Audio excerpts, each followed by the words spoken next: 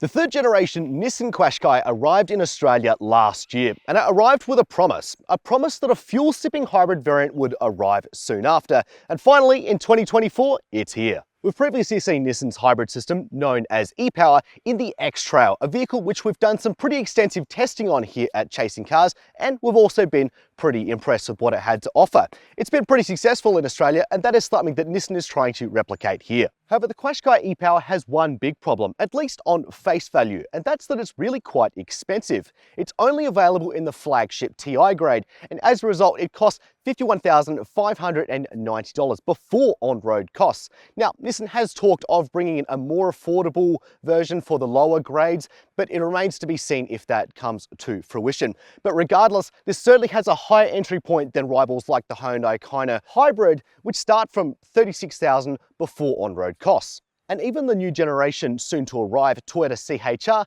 is pretty cheap as well in comparison. It starts at just under 43 grand before on-road costs, though we are yet to test that vehicle officially. But in comparison to those more traditional hybrids, the Qashqai's E-Power system does have something that's a little bit more unique to offer. That being, it's got an electric motor and a small battery which is constantly topped up by the petrol engine. Now, that means a few things. One, it's actually pretty darn fuel efficient, as I'll tell you a little bit more about later on. It's pretty quiet, and also you don't have range anxiety. Add on top of that, things like it's actually a pretty practical interior, and it's quite nice given that it's the highly specified TI grade, and maybe the price does start to make a little bit more sense. We're going to try and find that out today. But before we get started on today's video, please don't forget to like and subscribe and comment down below if you want to see more content like this. Chasing Cars, honest reviews of your next car. Brought to you by Climbing into the inside of the Qashqai, I think, is always a highlight for this model. It's got a really contemporary but practical and usable design. And when I was doing some long-term testing of the X-Trail, I found that I really came to warm to this interior, which is very similar in design to this one. For those reasons, it looks nice, but it's also very easy to use. And I can't say that's the case for every models out there. Sometimes they're one or the other, or sometimes they're just neither. But this one is pretty nice indeed, and it's also pretty fully loaded with features, as you would expect on the fully loaded model. So starting off with the most obvious, we've got a 12.3-inch touchscreen here, really quite big. We've got wireless Apple CarPlay, though sadly Android Auto is still a wide proposition. We're seeing some upgrades for this unit in other markets, but they haven't quite come through to Australia just yet. Just below that, we have some physical climate control buttons, always going to win me over, but I also do maintain that they are an overall improvement to driver usability, much easier to change when you're trying to drive and doing other tasks. So bravo there for Nissan. Below that, we've got a nice wireless phone charger, and we've also got some other things like a heated steering wheel. It's really quite a nice steering wheel, this one. Feels good in the hand, got a little flat bottom center here, so it feels a little bit sporty without being overly annoying. And we've got a series of buttons along here, so it's a pretty easy to understand space, and I think that is a benefit. You know, if you're going to have a friend or a relative drive the car, you don't have to explain to them how it works. They just get in and they just drive it, and they do what comes naturally to them. So it's definitely a bonus point for Nissan there. Some other parts about this cabin I quite like. Well, we've got this nice scratch resistant material here. It's a plastic obviously, but it's trying to imitate brushed aluminium. Look, yeah, it does look fake, but it's certainly nicer than the swaths of gloss black we see in cars nowadays. We have a little bit here around the shifter, which is also really quite cute and compact, I think. But otherwise, I think it does serve its purpose, which is to look nice for a longer period of time.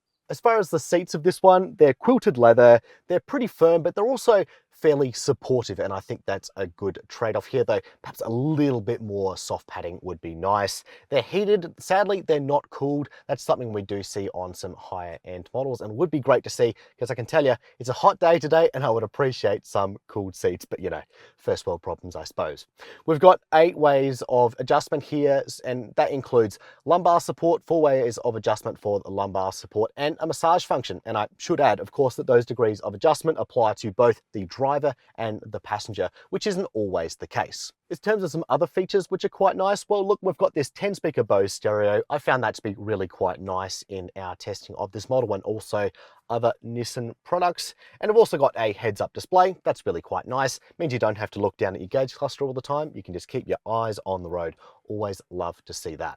As far as some areas I think the space could be improved, look, there isn't that many, to be honest. I really like the general build quality of the space, but I think there could be a little bit more storage. For example, the side pockets here, you've got room for a bottle, but not really much else. And unlike the X-Trail, which has additional storage under here in the center console, this one doesn't have that, so you do lose a little bit there. But this is a small SUV, and I suppose you can probably chuck things in the back seat most of the time. Speaking of which, let's go check that out now. Dipping into the back seat now, and sitting behind my driving position, I'm 6 foot tall, and I feel pretty comfortable back here, I gotta say. I've got a good amount of headroom, and a good amount of knee room, and a good amount of toe room. The only thing I will note is that my knees do sit a little bit high, because the floor's a little bit high, and generally these seats, while they are pretty comfortable, you know, they've got the same quilting as the front, they're not quite as supportive as the front. They're a bit more shallow in their support, so that's a little bit of a bummer. You do have room here for a third person theoretically, though the seat is pretty darn hard and there is a bit of a transmission hub in the floor, despite this not having a transmission. But anyway, in terms of the actual amenities back here, we've got this, I'm going to say, pretty small seat back pocket here, or kangaroo pouch, or whatever you want to call it. We do have rear air vents though, which is really nice, and it's not something that all small SUVs have, so bravo Nissan for including that. And we've got USB-C and USB-A charging ports. And of course, we can't forget about this huge panoramic sunroof, which doesn't open technically, but you know, I don't really think that's a big deal. It looks really quite lovely, and I think on a nice summer's day, you'll definitely appreciate that. We've got a few other things, like we've got this pull-down armrest here. Look at that. 1, 2 nice little mini cup holders. They're not very deep indeed. We do actually have a sizable bottle holder in the door here, which is quite nice to see, though you've got to put it in at a bit of a funky angle. Another one aiding the whole family car experience, I think, is the fact we've got privacy glass back here. That's a nice standard inclusion on this one. And look, the material quality does decrease when you get in the back here. We've got some, you know, nice scratchy hard surfaces back here, but I think that's probably the case with a lot of cars at this price point. Now, I've got a good amount of room back here, as I've said, but previously I have taken this home to see what it's like as a family car, and I was pretty impressed with the results. The petrol model that I was using was able to fit a rearwards facing baby seat in here like so, really quite easily actually. And look, the dimensions are the same for this, so it's not going to be any different. And further to that, the rear doors open up quite wide, similar to the X-Trail, so the act of actually getting the baby seat in and out shouldn't be too much of a bother on your back. So look, overall, I think if you wanted to stretch to have a family in this vehicle, I think you could actually make it work, especially if you've got teenagers who don't take up as much room as the big old baby seats. Coming around to the back of the Qashqai now, we open up the boot like so. There is a kick sensor, but it doesn't feel like working today, so we open up like so with the regular button. And we reveal a 452 litre space. Now, interestingly, this is actually the largest capacity boot that you can get on a Qashqai. Others have a slightly smaller boot, but the reason they do that is because they get a spare tyre. Unfortunately, as is often the case with hybrid vehicles, once hybrids go in, spare tyres go out. So that is a bit of a loss with this model, unfortunately. And it's one that I've actually run into some problems previously with my Qashqai E-Power, which took about 15 kilometers to immediately lose a tyre. So, you know, penny for your thoughts, I suppose. The space itself is pretty usable. We've got some hooks up here for your shopping. We've got a 12-volt socket. That's very nice indeed. And there's also some underfloor storage. And one thing I will note in comparison to the X-Trail model is the X-Trail's bump for the hybrid system is a bit more intrusive than this model. This one is nice and polite. It's tucked in the back here, and you're not really going to notice it at all. So much better integration on this one, I think. But is this hybrid system actually going to save you any money in your day-to-day running? Well, at least from our initial testing, absolutely yes.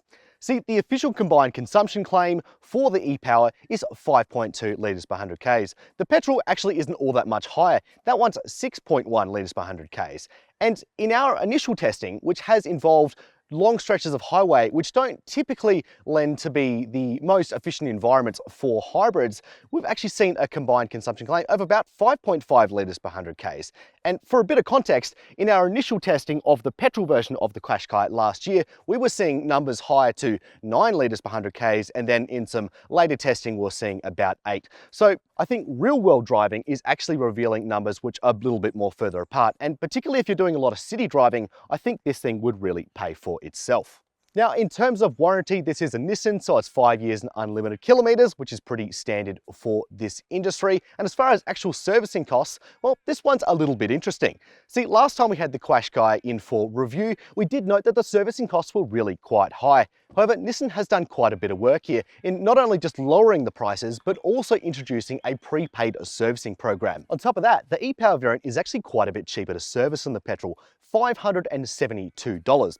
This one, over 5 years, is going to cost you $2,007, which is certainly much more reasonable than we've seen previously. So what's it like to drive the Nissan Qashqai E-Power? Well, in a lot of ways, it's kind of as you would expect if you've driven a Qashqai before. The Qashqai itself is a fairly inoffensive small SUV. It does what it's told, it feels nice and nimble on the road, and it can be a little bit fun to drive at times. And I definitely think the E-Power improves this formula.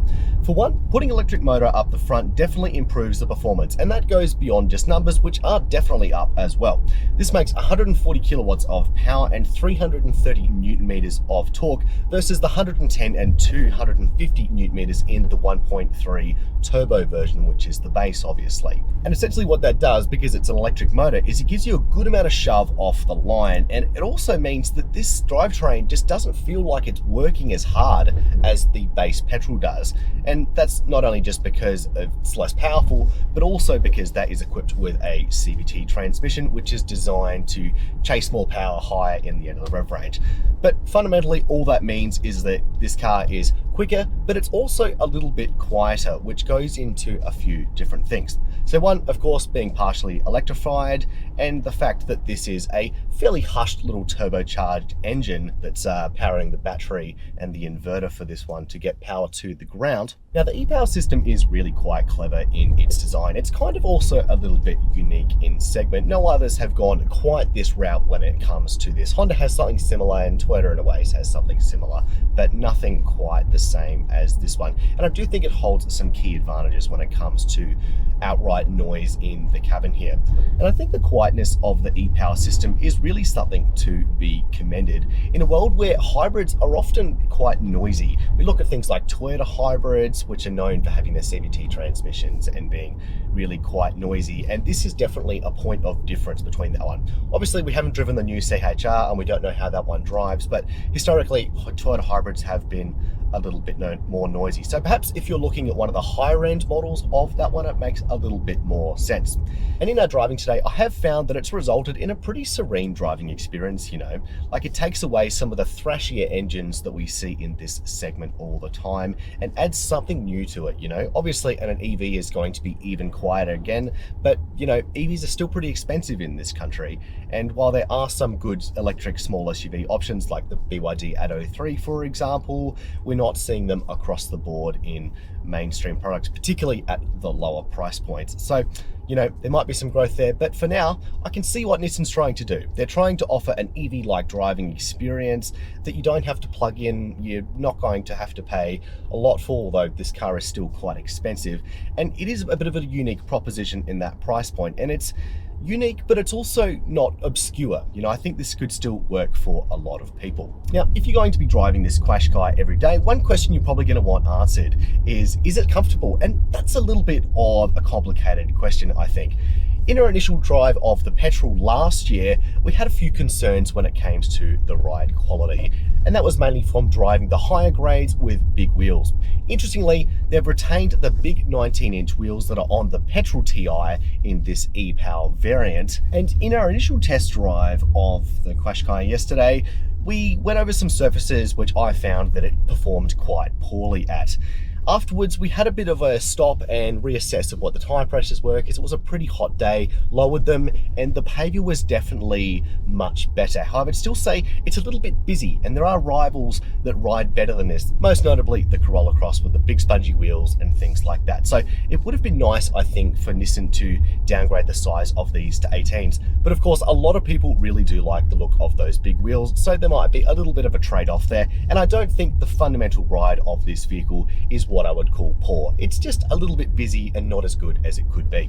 Now, if you are considering cross-shopping the E-Power's version of the Qashqai and the X-Trail, and interestingly, they are quite close in price. There are some things I would note to differentiate between the two, and I have spent quite a bit of time in that X-Trail, so I know what it's like driving in a range of different conditions.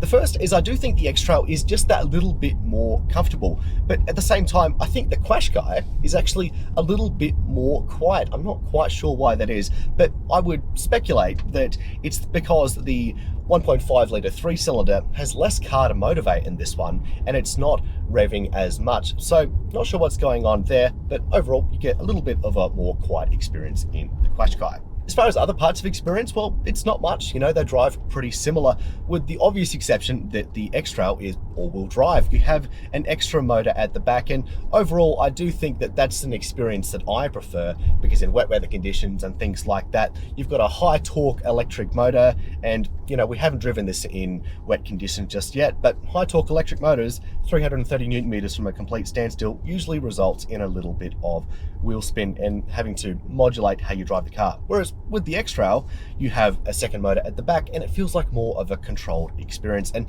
personally, as a family car, that's something that I would certainly appreciate. Finally, let's talk about safety. Now, if you're looking to use this one as a family car, and I genuinely do think you can use this one as a family car, I think you'll be comforted to know that the Qashqai has a pretty good set of safety features. That starts with the fact it's got a 5-star ANCAP rating, but also the fact it has really quite a lot of safety features, and they're also fairly well tuned.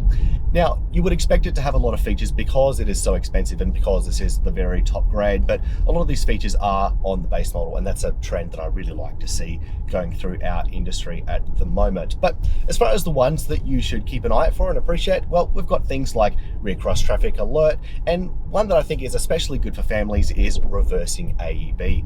Personally, I would really struggle to buy a new car that doesn't have reversing AEB, just to, you know, prevent any driveway accidents and things like that, but also just reversing into other cars at the car park. It's nice to have a good 360-degree field of vision, so you're having less of those unfortunate accidents.